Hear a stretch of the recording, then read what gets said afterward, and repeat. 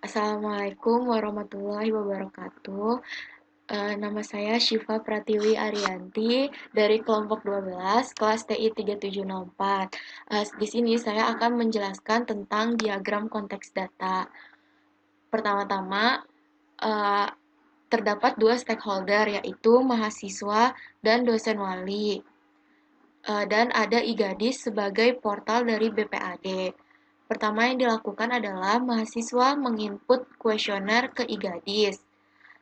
Setelah itu, mahasiswa menginput mata kuliah ke IGADIS. Nah, IGADIS itu sebagai uh, via-nya. Nah, setelah itu uh, mahasiswa mengajukan matkul yang diajukan ke dosen wali melalui IGADIS, dan dosen wali setelah itu menyetujui mata kuliah.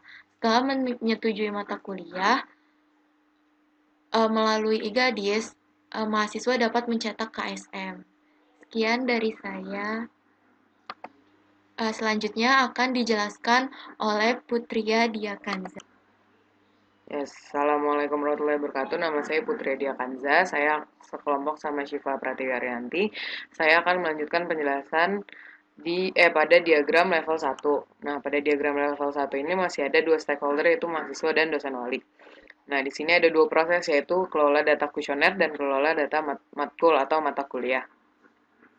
Nah, di sini ada data source. Data source-nya itu ada data kuesioner dan data matkul. Nah, pertama, mahasiswa menginput kuesioner pada proses kelola data kuesioner. Lalu untuk didapatkan data kuesioner ini dimasukkan data kuesioner. Lalu data kuesioner yang sudah ada dimasukkan ke kelola matkul.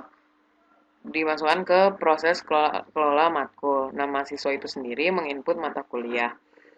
Pada proses ini data matkul yang diinput menghasilkan data source, yaitu data matkul. Nah, setelah proses kelola data matkul selesai, data matkul yang diinput diberikan kepada dosen wali. Sekian dari saya. Selanjutnya akan dilanjutkan oleh Endah Dwi F. Baik, terima kasih Kanza. Assalamualaikum warahmatullahi wabarakatuh. Nama saya Endah Dwi Febriani dari kelas APSI TI 3704. Di sini saya akan melakukan analisis di FD level 2, di mana pada aktivitas-aktivitas sebelumnya sudah dijelaskan oleh teman kita, yaitu Syifa dan Kanza. Pada analisis di FD level 2 ini, kita akan membreakdown proses yang sudah terjadi di level 1, di mana ada kelola data kuesioner dan kelola data mata kuliah. Pertama, kita akan breakdown kelola data kuesioner. Nah, di sini tuh ada satu proses, yaitu proses pengisian kuesioner, dan stakeholdernya adalah mahasiswa, data source-nya adalah data kuesioner. Tahapannya, mahasiswa melakukan input data mahasiswa masuk ke dalam proses pengisian kuesioner. Kemudian masukkan data kuesioner tersebut akan menjadi data kuesioner. Sekarang kita akan membreakdown proses yang kedua, yaitu kelola data mata kuliah.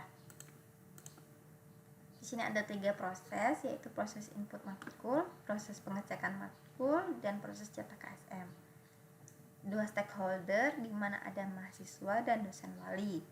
Sedangkan data source-nya adalah data kuesioner dan data mata kuliah. Tahapannya dapat kita lihat. Pertama itu ada mahasiswa melakukan input mata kuliah bersamaan dengan data kuesioner yang sudah ada sebelumnya, masuk ke dalam proses input mata kuliah. Pada proses input mata kuliah ini, data mata kuliah yang diinputkan akan menjadi data mata kuliah. Kemudian data mata kuliah yang sudah diinputkan akan masuk ke dalam proses pengecekan mata kuliah. Nah, proses pengecekan mata kuliah ini adalah matkul yang sudah siap di ACC. Nah, matkul yang sudah siap di ACC ini akan diterima oleh dosen wali. Kemudian dosen wali akan melakukan mata kuliah siap ACC atau ACC mata kuliah.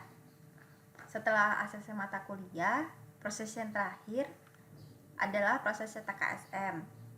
Pada proses terakhir ini akan ada output, yaitu KSM yang sudah dapat dicetak oleh mahasiswa.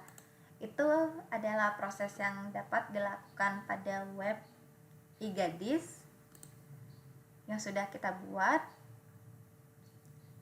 Maka dapat kita simpulkan bahwa aktivitas yang harus ada di dalam website e-Gadis ini atau aktivitas yang dapat dilakukan di dalam website e-Gadis ini sudah dapat dilakukan. Sekian presentasi dari kami dari kelompok 12 shift hari Rabu. Kurang lebihnya mohon maaf. Wassalamualaikum warahmatullahi wabarakatuh.